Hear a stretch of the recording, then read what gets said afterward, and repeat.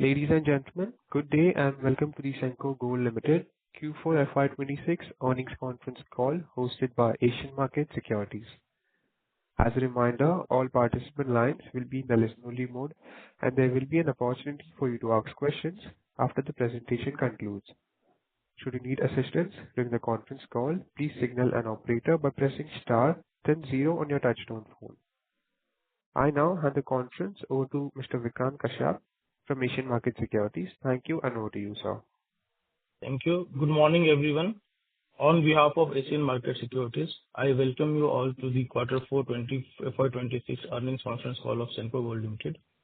Today on the call we have Mr. Suvankar Sen, MD, and Mr. Sanjay Banka, Group CFO. I now hand over the call to Mr. Suvankar Sen for his opening remarks. Thank you, and over to you, sir. Thank you very much. Good morning to all. It is really nice to, come and this is the first conference that we are having the investor call for the new financial year. And we're very pleased to report a strong Q4, crossing 1,997 crore revenue with the EBITDA of rupees 274 crore and with a PAT of rupees 157 crore for the Q4 FY26. And we are very happy to let all of you know that financial year 25-26 has been a record-breaking year for Senco Gold and Diamonds from a revenue perspective also, where we have recorded a sale of rupees 8,430 crore, which is almost a 33% year-on-year growth, which is a great acceleration over last year.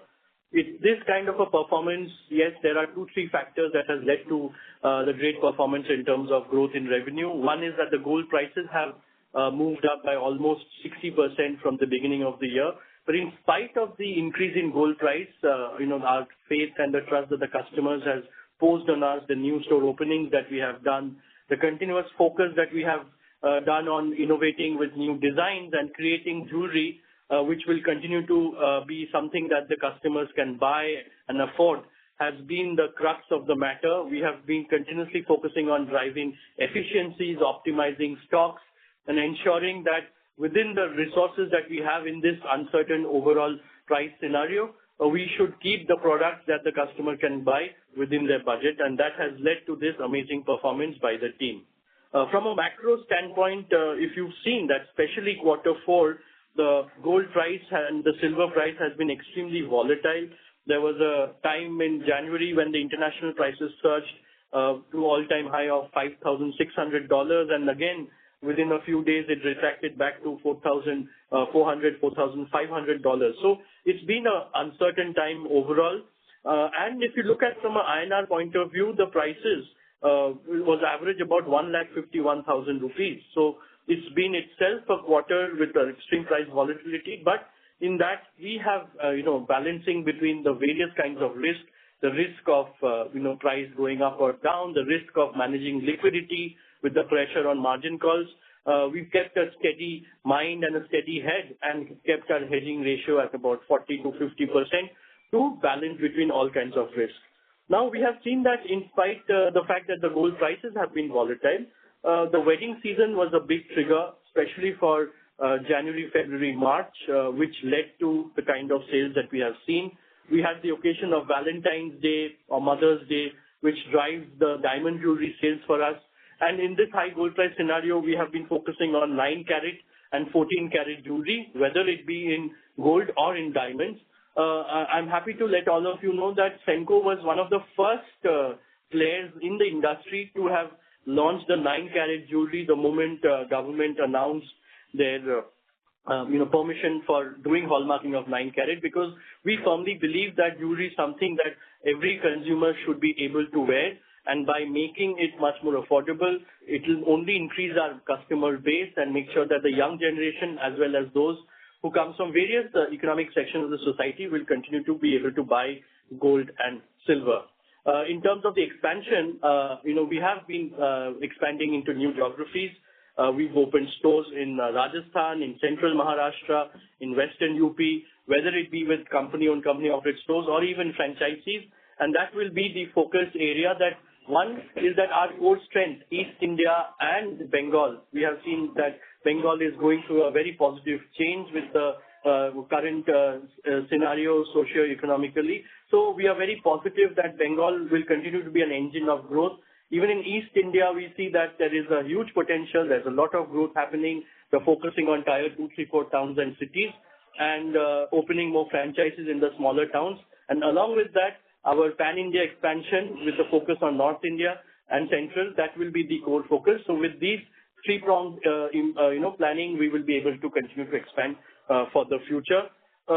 We have seen that, this lightweight design portfolio that we are building up, creating almost more than 1.5 lakh designs for the year has been one of the factors that has helped our customers who are our old customers, loyal customers, keep coming back to the stores. Usually in this particular financial year, what we have seen is that along with new customer acquisition, one of the reasons for growth has been that our existing customers have kept coming back to us. We have worked on how to make our old dormant customers active through our various schemes, offers, and that has something that had worked us in Q3 also, where we had a phenomenal performance for our festive season for Dhanteras, and that was also a build-up that we did towards our Akshaya Tritiya season in the month of April as well. We also are extremely happy to discuss with the board and propose a final dividend of 20% in addition to the earlier interim dividend of 15% that we had announced. Very important, currently, if you have seen our Honorable Prime Minister, Shri Narendra Modi ji, talking about how we need to make sure that we promote old gold exchange. We promote ways and means in which the consumption of the import, it's not really the consumption which is important, but the import of gold into our country should happen in a very, rationalized manner. And towards that action, we have been last 4-5 months itself, we've been promoting old gold exchange in a big way, coming up with new campaigns, giving benefit to the customers. And in the last year itself, we have seen that our old gold exchange on the overall transaction has gone up to about 50% of the total revenue. And that is what creates sustainability. There is an ESG aspect to it also, that we are promoting recycled gold, and it will indirectly help the economy in reducing their import. We firmly believe that there is a lot of gold already imported and lying in the economy, and we just need to ensure that the household gold can be used in a very optimized manner and used for our exchange, and that will also drive our business. So that is the reason why we have been able to have our diamond volume growth also increasing by 9% by ensuring that the consumers can also exchange their old gold to buy diamond. And we've seen about a 32% value growth in the diamond jewelry sales also. So it is not only that people are exchanging old gold with new gold also, but we are also encouraging how they can exchange their old gold to buy diamonds. As far as the future is concerned, Senco Gold and Diamond has always looked at every scenario and looked at the opportunities. We will continue to remain optimistic no matter what. I understand that I must tell all of you that in the month of April, we have seen a very strong, robust growth compared to last year's April of about close to 40 to 50%. And this particular May, after the announcement, there has been a little bit of a slowdown. But again, at the same time, for the whole year, we will continue to remain positive.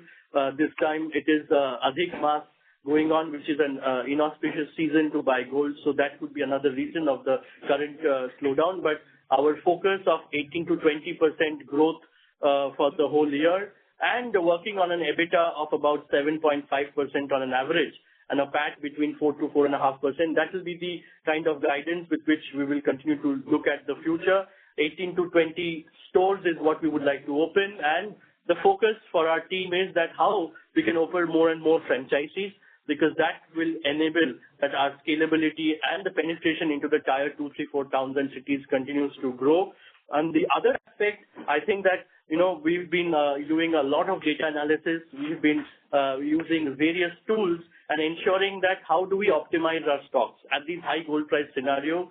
It is getting the exact weights, exact designs, and exact products that the consumers will be buying is the key to success, and that will give us the best return on capital, profitability. and the growth. So we will continue to work towards optimization of stocks and focusing on exactly the right thing at the right place at the right time. So with this, I would like to end my introductory speech, and I would like to thank all of you, all the investors, for firmly believing in our company, on our performance, on our thought, on our vision. And jewelry making and building the brand is our passion and our love, and we will continue to work hard towards achieving our goals and aims and grow the business. Thank you very much.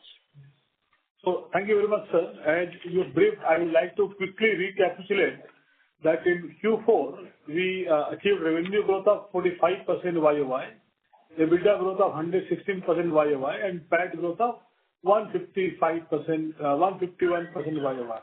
In fact, gross margin and EBITDA were higher against our earlier guidance of 7.5 to 7.8% for the quarter as well as for the whole year, which we have explained earlier that this is due to the price rise in gold and silver as well.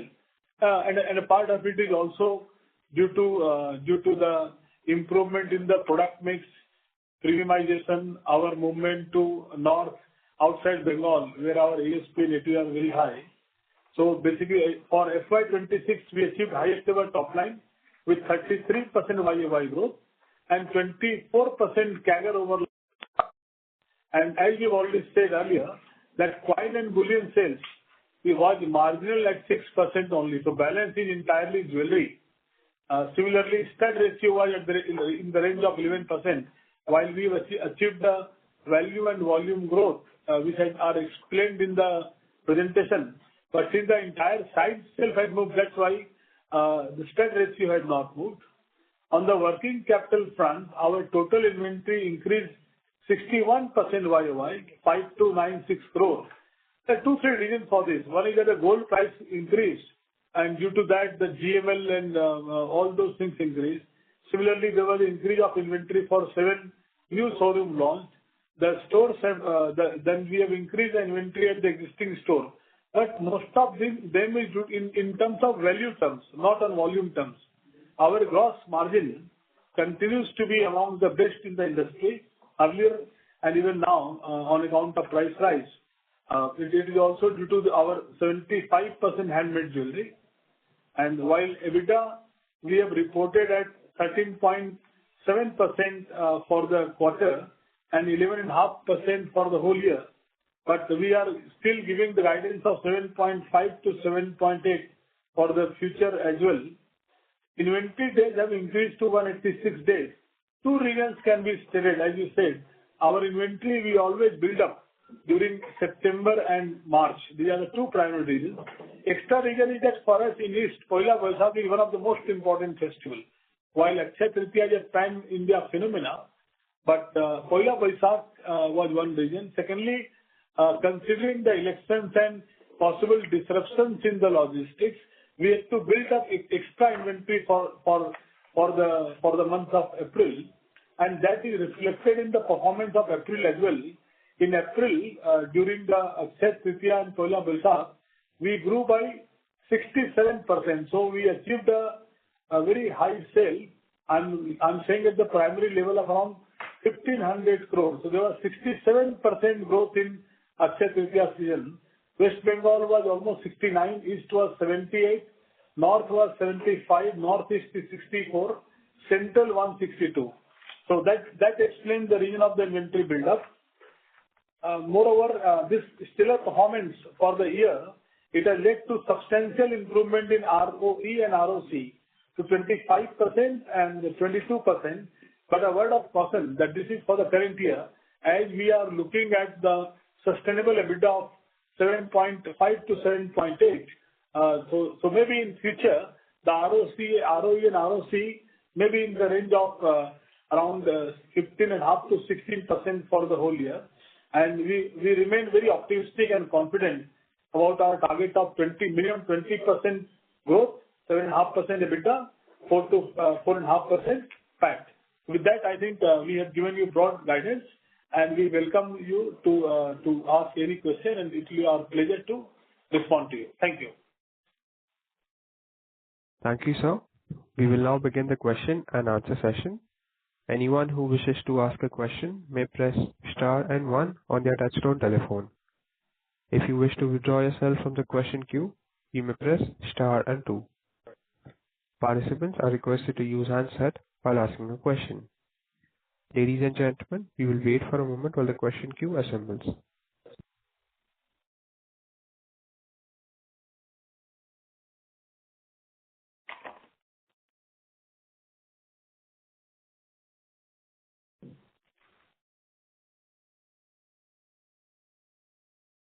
The first question comes from the line of Siddharth with NAFA. Please go ahead.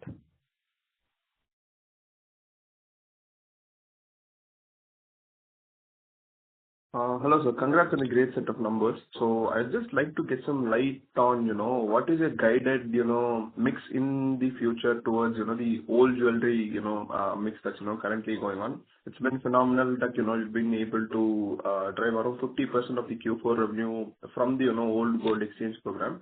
If I could just get a light of, how much mix would potentially, come up in the future. And possibly if there could be a tentative margin, for that segment, that would be really helpful. So thank you very much for the question. I think that old gold exchange of minimum 50% of the overall business to come from that. What we are seeing should be something that should be a benchmark, and we should work towards getting it. There are possibilities of increasing it maybe further, maybe from 50 to 55%. But I would say that 50 to 55% is the range.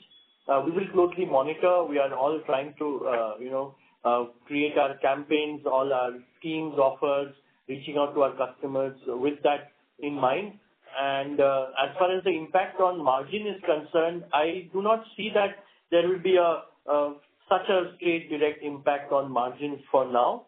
Over a long period of time, yes, initially what used to happen is that as an industry, when you used to exchange old gold, there was certain melting losses that we used to charge the customer. But currently, we are not charging any kind of melting losses or, the whole cost of procuring the old gold from the customer for exchange purposes. So there are small minor risks of maybe 0.1, 0.2%, but I guess that in the overall scheme of things, we shall not be seeing much of an impact on the margins because of the exchange of old gold. And also one has to look at the broader picture. If you look at how the old gold exchange has been behaving over the last 3 years, 4 years. So 3-4 years back, the old gold exchange had been about 25 to 30%. Then it moved up to 35 to 40%. And now it is about 50%. So I guess that it really did not have such an impact in the margins. Yes, as an organization, I think we need to bring in more efficiency in terms of ensuring that the old gold is mobilized in a faster manner as much as possible, so that it can be used up, manufactured and replenished into making jewelry as fast as possible. So that is one aspect we'll all look at, but I do not see much of a impact on the margin.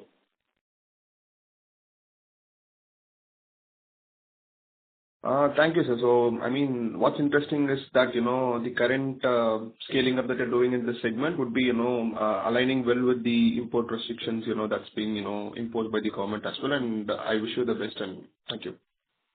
Thank you very much. Thank you. The next question comes from the line of Viraj with Enigma. Please go ahead.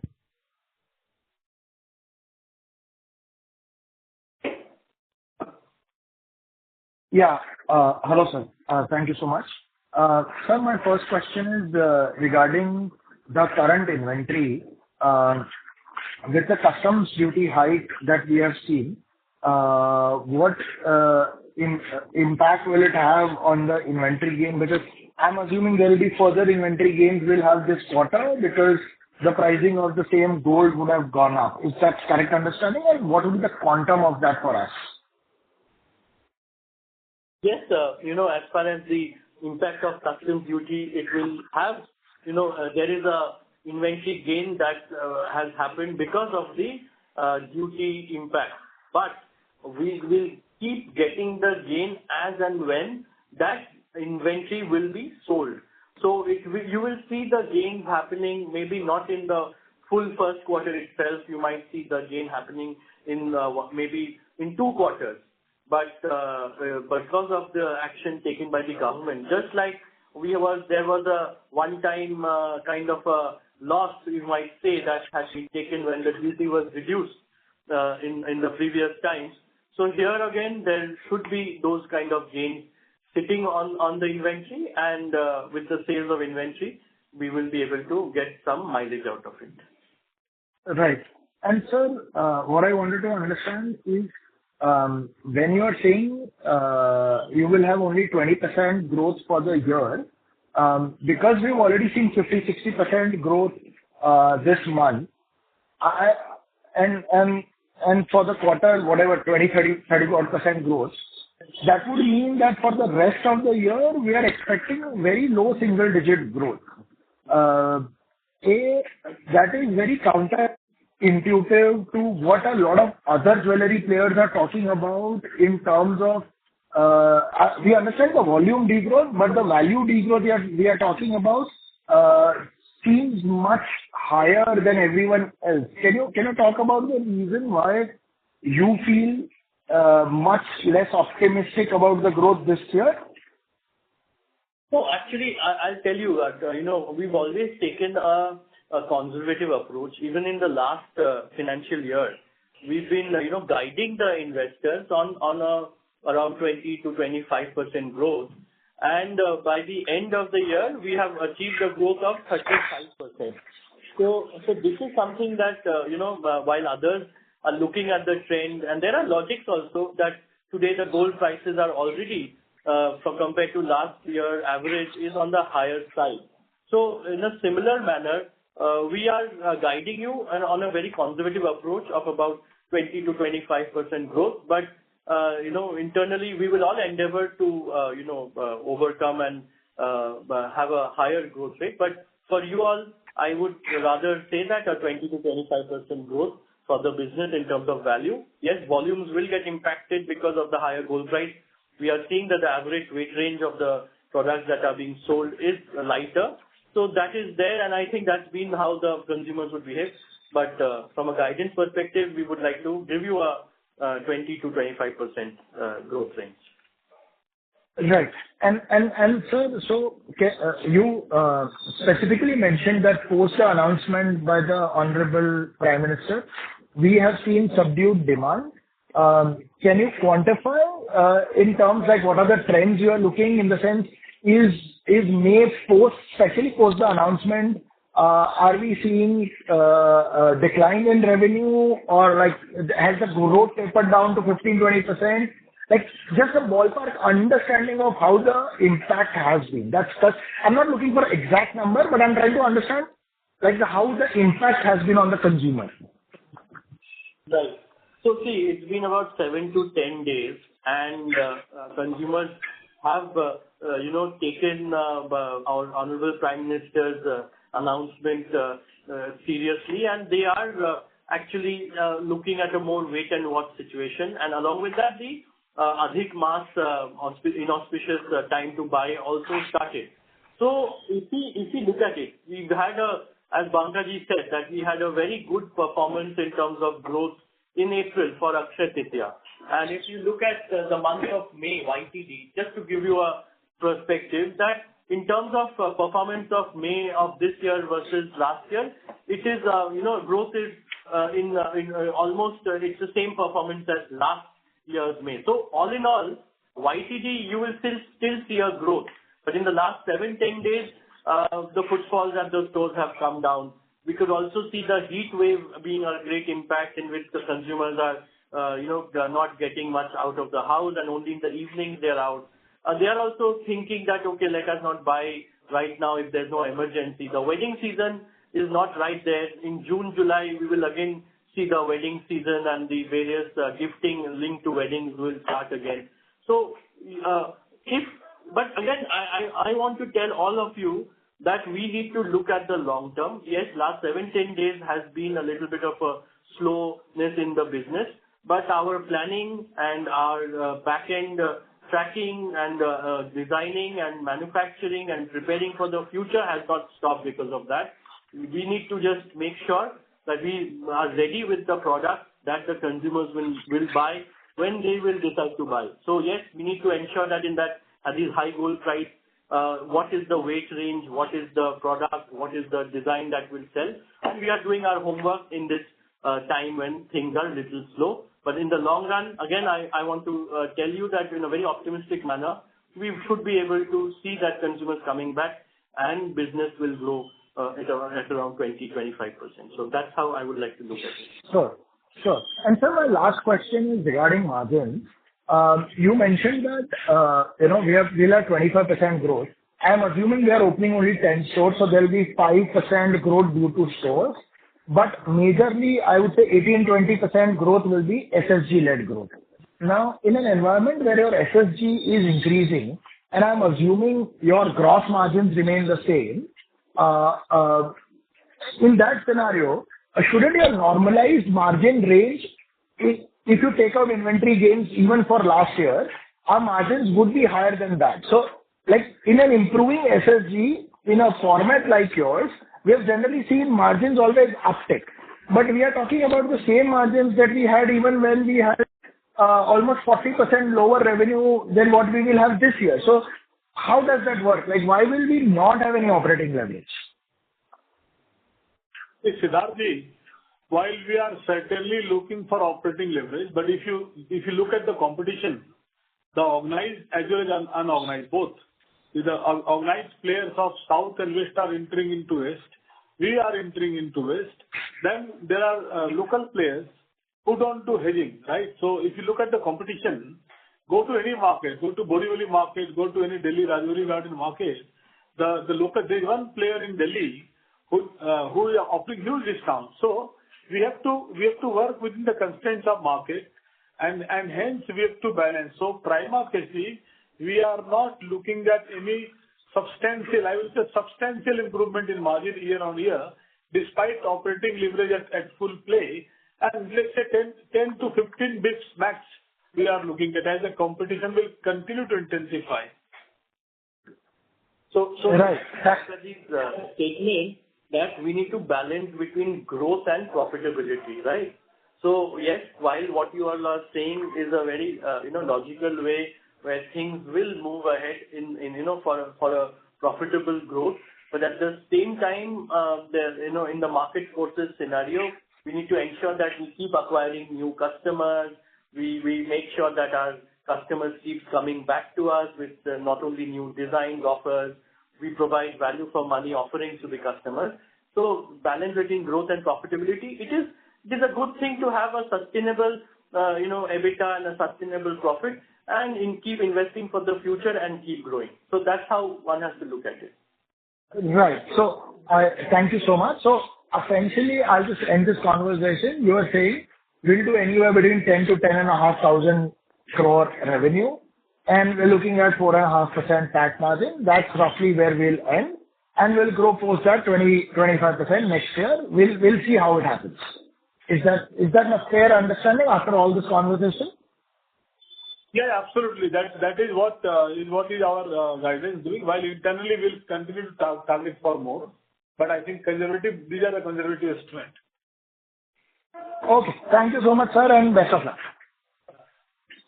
Thank you. The next question comes from the line of Amish Kanani with Knownwise Investment Manager. Please go ahead. Hello. Can you hear me, sir? Hello. We can hear you. I can hear you. Yes. Yeah. Hi, sir. Congrats on a good set of numbers. Sir, growing within West Bengal in tier 3, tier 2, tier 4 towns, as you mentioned, versus growing beyond West Bengal, how do you see, opportunities, and what are the priorities? So do you see, deep within West Bengal, given the kind of, political, environment has been, do you see that as a more opportunity, say on a 12 to 18 months basis, or do you see, diversifying business beyond West Bengal would be, more important in terms of, building a very strong and stable franchise, which you said north and central? So I think, we need to understand where our strength lies, and we need to understand that where is the opportunity for future growth. So for being in Bengal and eastern part of India for more than 85 years, there is a strong loyalty and there is a strong emotional connect with the consumers here. And as a brand emerging out of this part of the country, we should continue to work towards how we can keep on penetrating into the smaller towns. And I must tell you that considering the changing scenario and I would say the positive growing scenario in Bengal and East India, our one core focus will be to continue to focus on growing in eastern part of the country and play to our strengths. So that will be one area, and I would give it a weightage of almost 60%, 50 to 60%. And a weightage of 30 to 40% I shall be giving towards the north and the central, because we all know that, the market size, the future growth opportunities, the growth and development in those consumer bases will be there.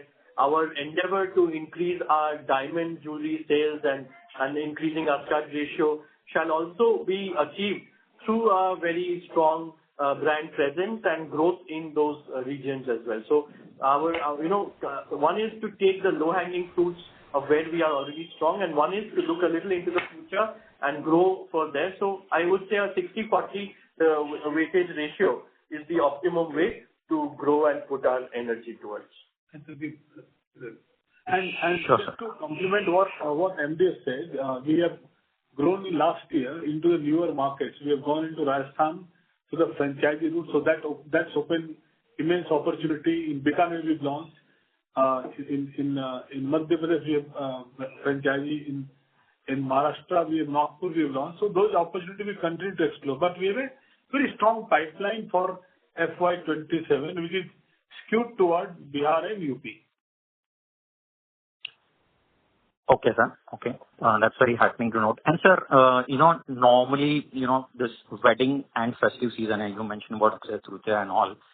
So the question is, sir, this year vis-a-vis last year, any trends in terms of overall, wedding dates come festive season activity, on a one annual basis, and if at all there are some variation that we need to keep in mind on a quarterly basis, which should, impact either on the positive or negative side for us in the revenue growth outlook, and are we more heavy for wedding versus the festival, and wedding plus festival put together versus normal say normal business, any things that we should know which gives us better appreciation of a quarterly trend of the numbers, sir? Thanks.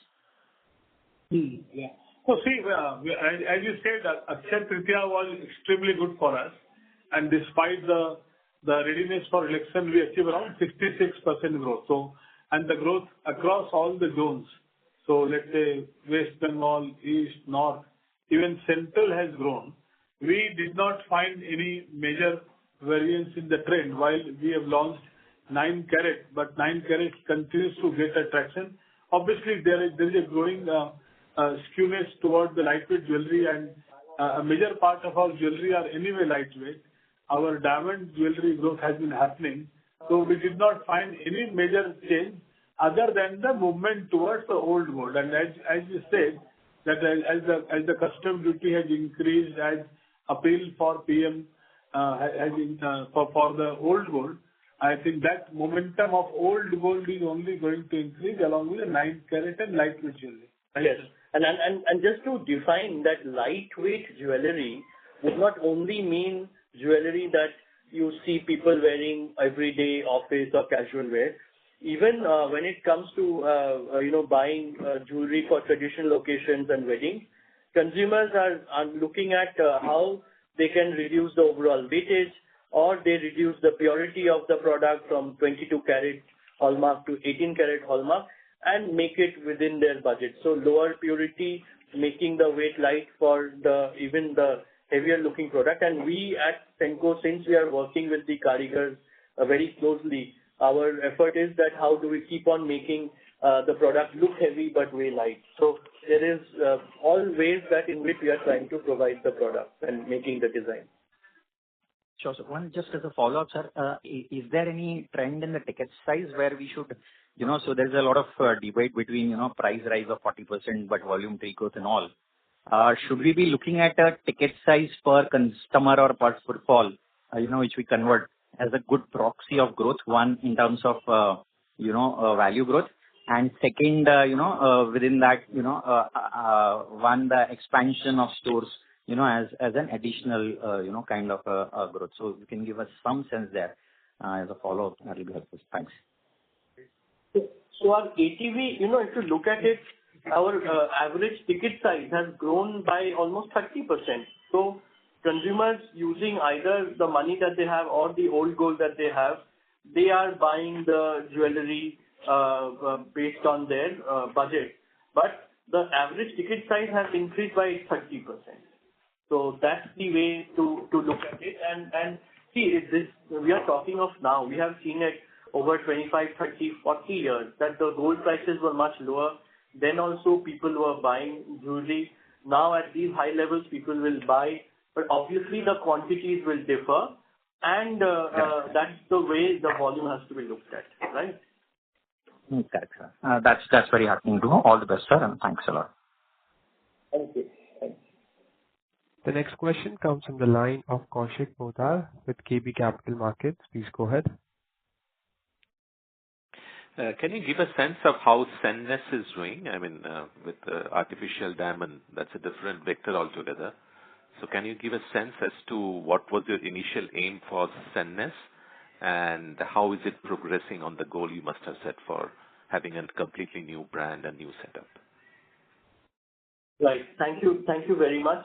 So see, Sennes was a brand that was created keeping the lifestyle changes of the consumer, and it was also one of our strategy that how do we connect with the young consumer. So while we are sitting on our strong loyal customer base, our constant endeavor is that how do we keep on innovating ourselves and create new lines, new products to connect with the new generation consumer with their changing lifestyle.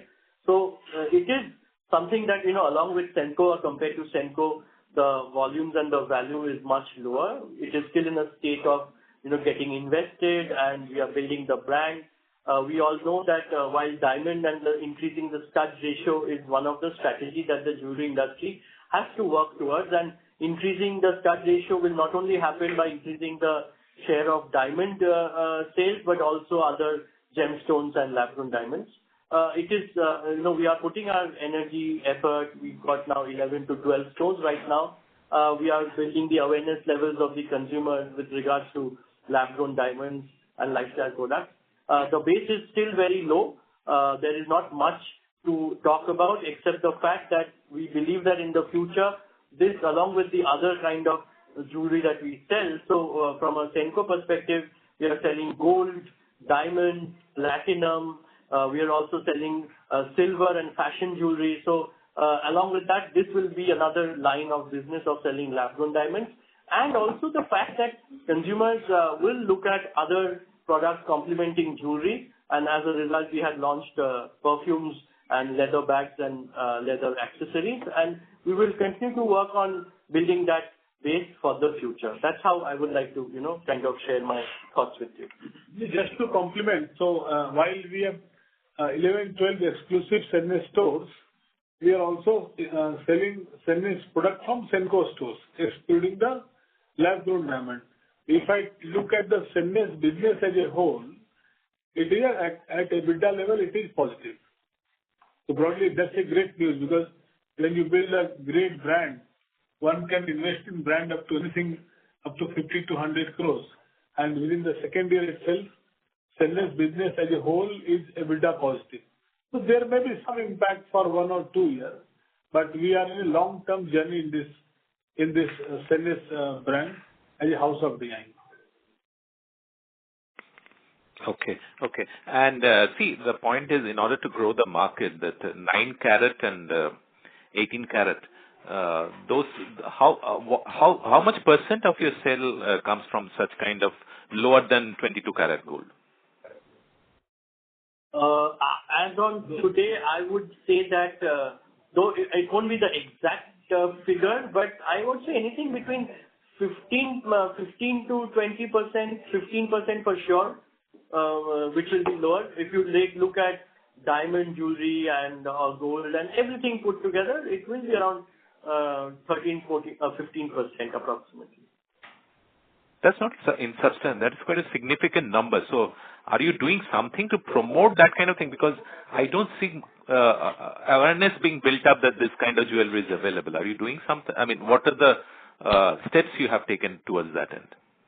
So I can only let you know that in all the various communication campaigns on our advertisement medium and digitally, we are continuously sharing to the consumers that 9 carat jewelry is available, because even for traditional jewelry design, people are looking at 18 carat option and not just 22 carat option. So maybe we can take a point out of your suggestion that maybe we are doing and maybe we need to do more, or make sure that people are more aware of it. But the reality is that most of the diamond jewelry that we are selling, and even gradually the lightweight gold jewelry that we are selling, we are putting in 9 carat, 14 carat, and 18 carat jewelry. But we might need to do a lot more, and we'll take your point and we'll keep that in mind. And my last question: see, Titan, I mean, the leader in your business, is operating say at 11, 10, 12% margin. And you are operating at 7.5 to 7.8%, as you said. Why this difference? I mean, can't you? I mean, what will make you bridge that gap? So one of the biggest reasons for it is that their share of diamond and studded jewelry. That is what has been almost all. You can analyze the data. It wouldn't be right from my side to say what it is, but that is the biggest difference, and we are working towards increasing our sales of diamond jewelry. We are creating a lot of innovative designs in lightweight or even for party wear cocktails, and trying to give a most value for money proposition to our customers. And sitting in Calcutta, we have the strength of karigari, of artisanship, of creating those designs. So we are working towards it. And I guess that, they have been leaders and they are been, established in the market for a long period of time. And we are also very respectful of the same, and we want to, get inspiration and do the best as we can to keep on growing the way they have done. So I also happen to be from Kolkata, so I wish you all the best. Okay. Thank you. Thank you. The next question comes from the line of Pallavi Deshpande with Samiksha. Please go ahead. So I just wanted to understand, in the 9 months we had said about the hedging gains contributing to 2.5% of the margin, giving a boost. How much would it be for this 12 months? And second question would be GML, why it's reduced also. Any particular reason for that? Hi, Pallavi. Good morning. And good morning. Thank you for asking this question. Yeah. So if you look at the number, I think, and the guidance which we are giving, it is partly self-explanatory. So if you look at the gross EBITDA margin of 13.7% for the quarter and 11.5% for the whole year, and where I'm saying that my margin guidance is 7.5 to 7.8. So broadly, at least in the range of 2.5 to 3 is due to the price rise again. And it is also, so while it cannot be exactly extrapolated, because it is simple to explain, but this is broadly in this range.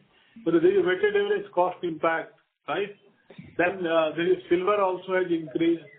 Premiumization, you are saying that the ASP and ATV has increased versus last year almost. So it is impact of that, but you can broadly take 2.5 to 3% for the whole year. Right, sir. So then that extra 1% is because of our better, product, more handmade and all that. So that should continue, right? So my point is this margin guidance seems conservative because 11.5 minus 3 will give me 8.5. Yeah, this is, see, why we are still guiding, because it's a very dynamic market, and market to market, we have to see the competition and how they will behave in the next quarter, how the market will take up the PM's appeal, old gold. That's why it is so dynamic. It is fair for us not to give an aggressive. So that's why we are still retaining a 7.5. While we will, as we said, we will certainly aspire to increase the margin, to bring in more operating leverage. So there's a balance between the brand building, serving the customer, and still taking the market share.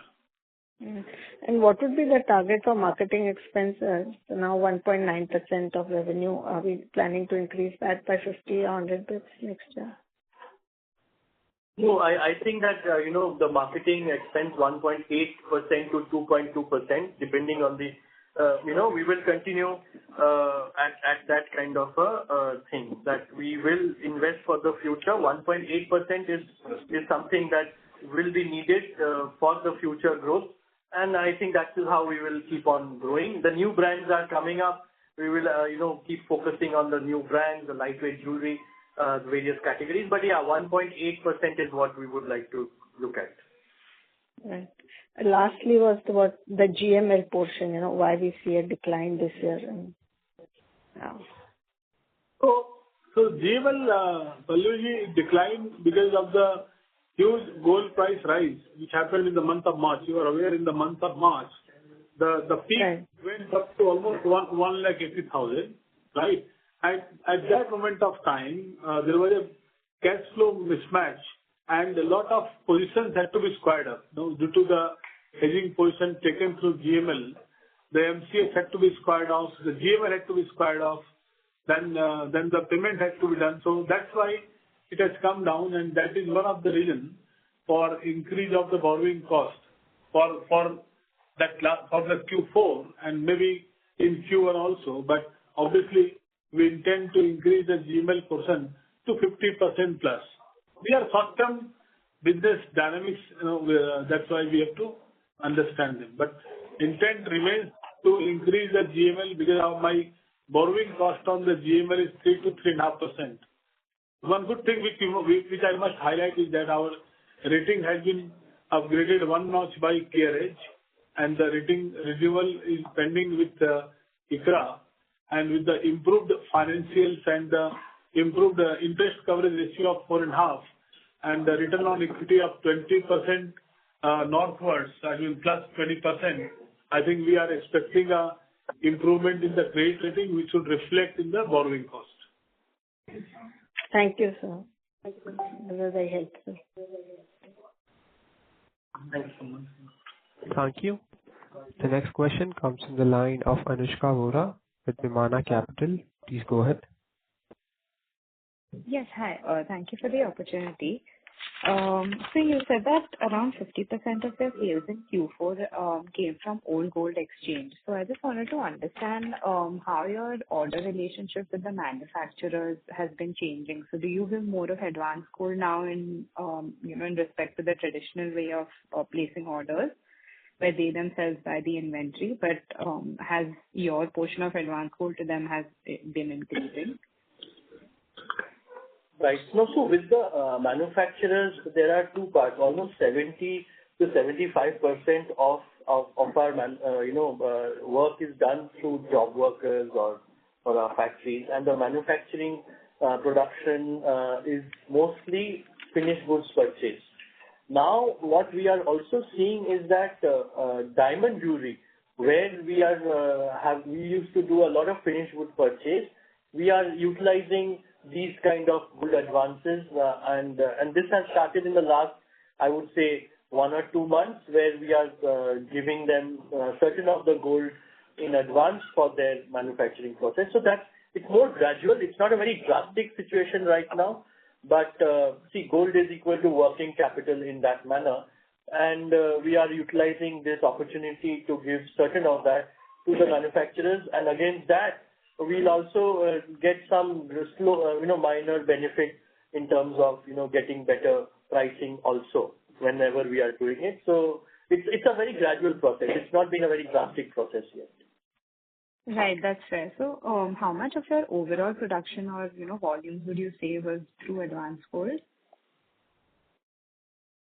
We don't have the exact numbers right now. It is, but we will analyze and we'll get back on that. It won't be, something very large number, but we'll get back to you.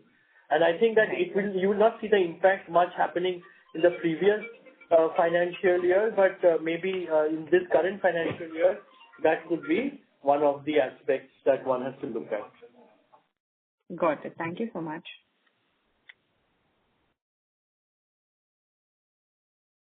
Thank you. The next question comes from the line of Shivanu with Three Head Capital. Please go ahead. Yeah, hope I'm audible. Good morning, Bankaji. Sir, my first... Hello. Can you hear me? Yes. Yes, we can hear you. Yes. Okay. Can you tell me what kind of volume gold volume we currently keep today? See, I could not get you. Kindly repeat. What gold volume we currently keep in our gold inventory? See, I think gold volume, I think we should refer to the published number. We are saying my inventory days is 188 days. So effectively, the inventory day and what inventory days we are saying is blended. So gold volume approximately sell is around 6 tons. 6 tons. So you can extrapolate from that how much is inventory. Yeah.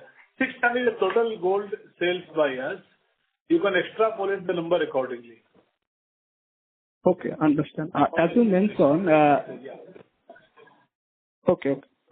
And as you mentioned, we procured the gold due to political uncertainty in West Bengal. That time, what was the procurement cost? No. Sorry. What we said is that we built up the inventory ahead of elections, right? The model was same. So as we explained to the previous lady, we procured 50% from old gold, 20% from the ready-made jewelry, balance from the traders. So this is the mode of procurement of the gold. Second thinking is how we get it manufactured. So 20% is ready-made jewelry, which I explained, and balance the old gold or the GML which we procure from the bank, that is given to Karigar. So 20% traders, 70-75% is Karigar, and balance 4 to 5% is our own factory, which will increase in future. We want to take the factory manufacturing to 10%. So let's say if I am selling, today if it is 5% of 8,000 crore, that is 400 crore. When it becomes 20,000 crore, 10%, it will become 2,000 crore.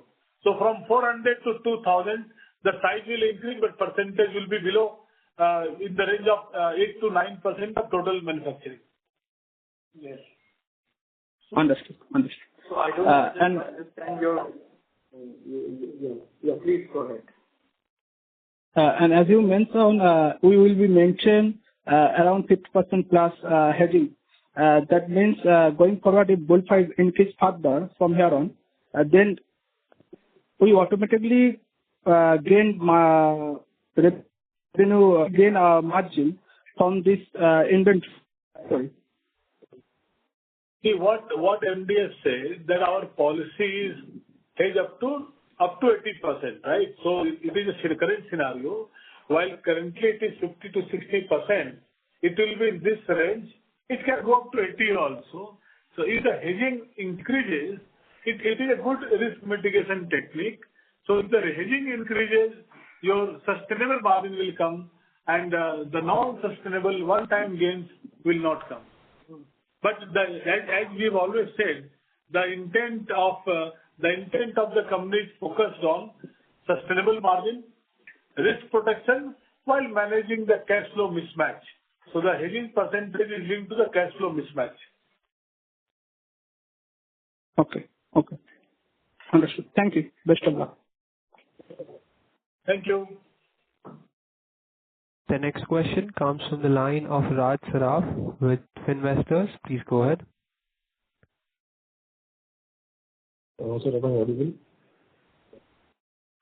Yes, you're audible. So just wanted to understand, so inventory must be repriced as the duty is hiked to 15% now. So how much effect we are going to have this year apart from the guided EBITDA or that, or any ballpark number if you can give?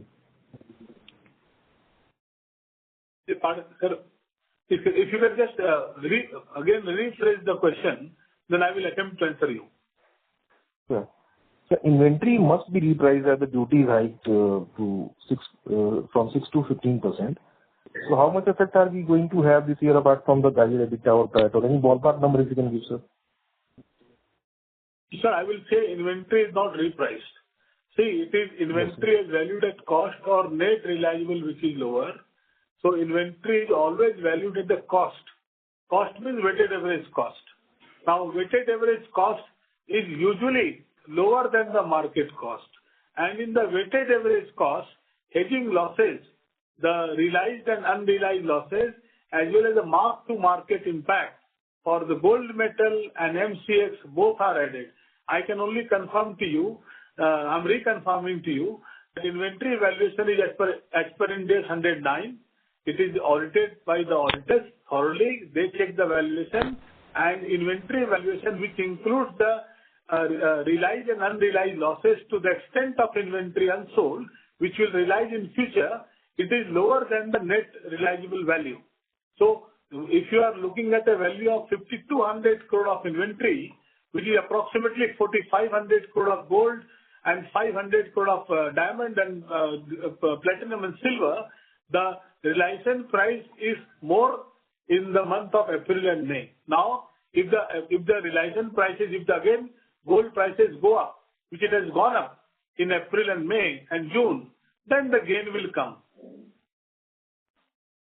So, sir, just want to understand as a layman, when the duty was reduced from 14-15% to 6%, we have an impact of 57 odd crores in our balance sheet or our P&L. Yes. So right now the scenario has been reversed. So definitely, if you are not fully hedged, we are going to have a inventory gain. So at that time, sir, we are having lesser inventory. Now we are having more inventory. So what is the quantum of gain that is real? What you say, realized gain or anything, we will have this year. No, I've understood. See, I don't want to give ballpark number. I'm trying to tell you that this 9% gain, very simple. 6% to 15% is 9%. 9% on the gold value of 4,500 crore. You can assume 450 crore or 400 crore. But it is not that simple. So from a rough out-of-envelope calculation, it will be 9% of 4,500 crore. But whatever is the gain, because it goes into weighted average cost on daily basis. So the inventory is getting repriced on daily basis till 30th June until 30th September. So this inventory will get sold in quarter one and quarter two. But it should be in the range of, effectively, it should be at least 6 to 7%. But we don't know what is going to happen in future. It will also depend upon how the market is giving discount on the gold price. Please understand, if I am selling gold at a certain price, and if in the market, the nearby market, my competition is giving at less, then I can't take that much gain. So the gain will get reflected in quarter one and quarter two, and we'll disclose what gain has come due to custom duty impact. So that we clearly understand, sir. And then the competition kicks in when the gain is so much. That I clearly understand. Just wanted to highlight this, sir. Now, sir, we have seen in the past that the negative effect of duty reduction, which will eventually come next year, as I guess. And then we have a negative duty impact of 57 crore rupees, I think, in FY25. So how are we preparing for next year if the duty is reduced from 15 to 6% and 5% in next year? Are we going to hedge our inventory more, or how to mitigate these kind of scenarios going forward, sir? Because that is eventually going to affect us negatively in coming year. You asked a wonderful question.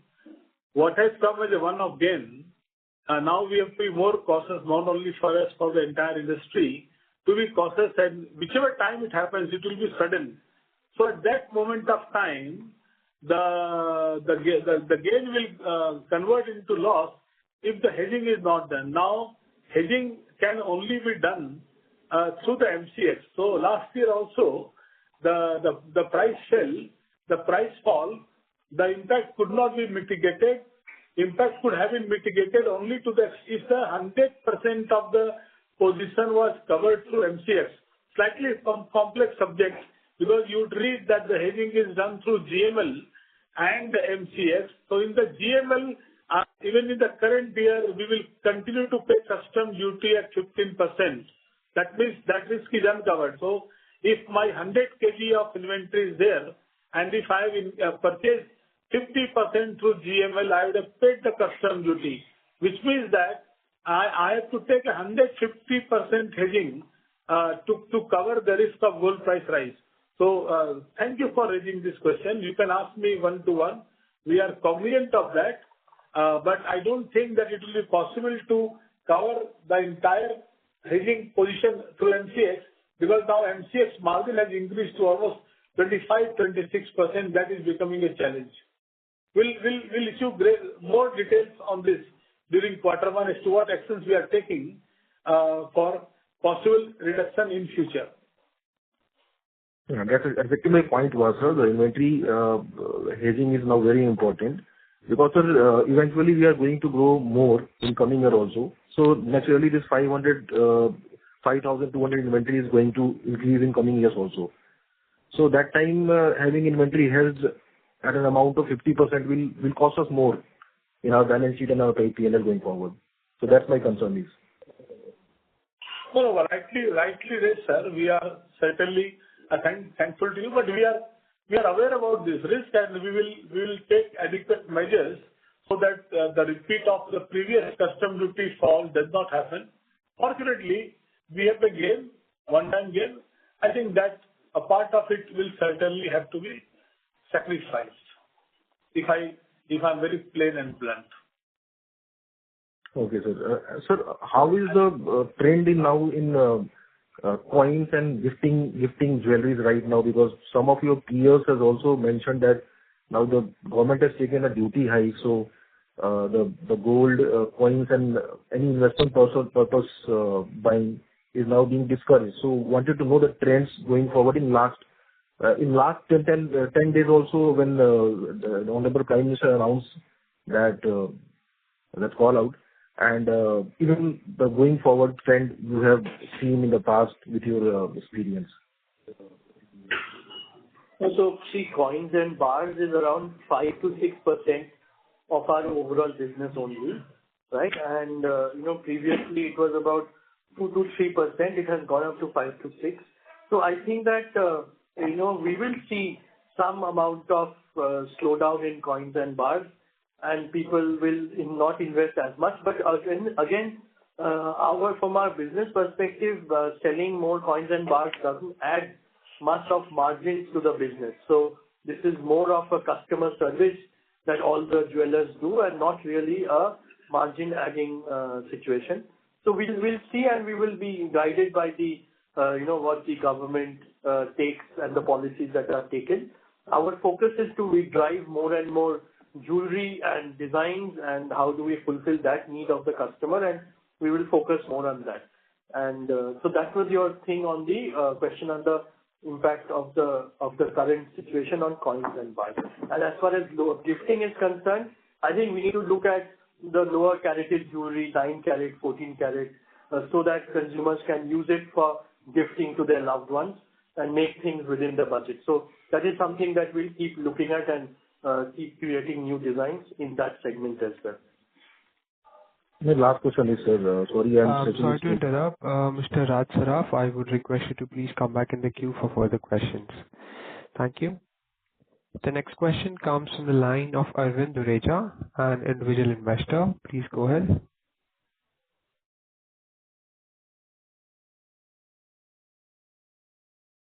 Mr. Arvind, your line has been unmuted. Please go ahead with your question. Hi, good morning. Am I audible? Yes. Am I audible? Okay. Thank you.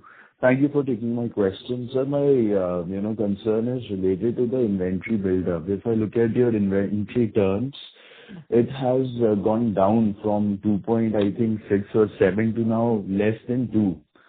So what would be the steady state target for inventory turns? Because if the inventory keeps on inching up and if there are no inventory gains, then our ROC will keep on declining. And there is also market skepticism because of the, past accidents in the, jewelry sectors. I'm not implying that this is the case with us, but this is something that, makes the investor worried. Yeah, thank you. So see, if you look at the, inventory days in the previous year, it was around 166 days.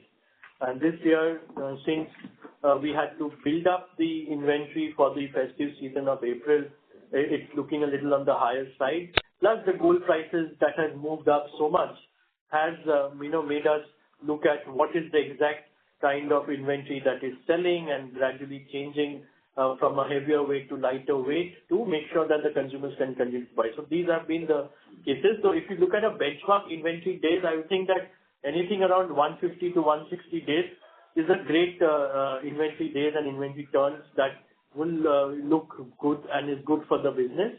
And as far as working towards that is concerned, I think that we all need to look at how the market stabilizes, the gold price stabilizes, the consumers also get more comfort with stable gold prices and not so much volatility.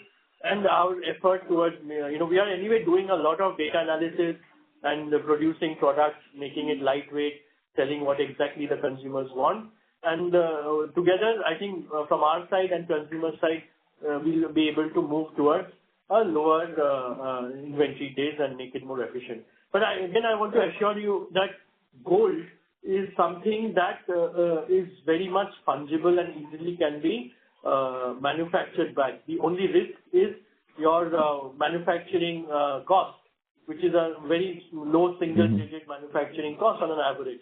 So on the broader perspective, unlike other materials, it is not that it will remain, it will lose its value that way. But again, at the same time, we don't want to lose sales. So for the purpose of sales, we'll need to make sure that the designs are correct and as per the budget of the consumer. So we are working towards the same. And the last point I would like to make is just to get the inventory days right. As a brand, as we are building the brand for the long run, we are also a little conscious of the fact that we don't want to discount ourselves too much to kind of dilute the brand strength just to make the sales happen. So it's a lot of balancing that we need to do and ultimately work towards the 150 to 160 days inventory. So can we expect this to be the bottom? I mean, it will not go beyond what you have already reported, and ultimately it's going to improve from here on? Yes, that's it. Obviously, that should be our effort and endeavor. While we know that we are focusing on building diamond jewelry, increasing the sales of that, but this should be on the higher side, and we don't want to increase it more than that. So this is how we can let you know for now. We don't want to do it more. Yes. Sir, yeah. If I complement it, if I do the benchmarking within the industry, it goes up to 220 days also. So where the stud ratio is high. And it is, at the lower side, it is at 160 days. So our intent would be to keep it between 160 to 180. Some specific actions, we have closed some stores, right? So, one is that we are using technology. We are shifting the inventory from intra-zone, inter-zone, own to franchisee to inter. All those things we are doing. But yes, we'll explore all possible options to ensure that inventory days is in the range of 165 to 180. So 165 to 180. Yeah. Okay. And sir, you said that the sustainable PAT margin is 4 to 4.5%, right, in the presentation and also the press release. However, if I look at the past 3-4 financial years, you have never touched the target. So what gives you the confidence that the margin at 4% is sustainable without any inventory gains?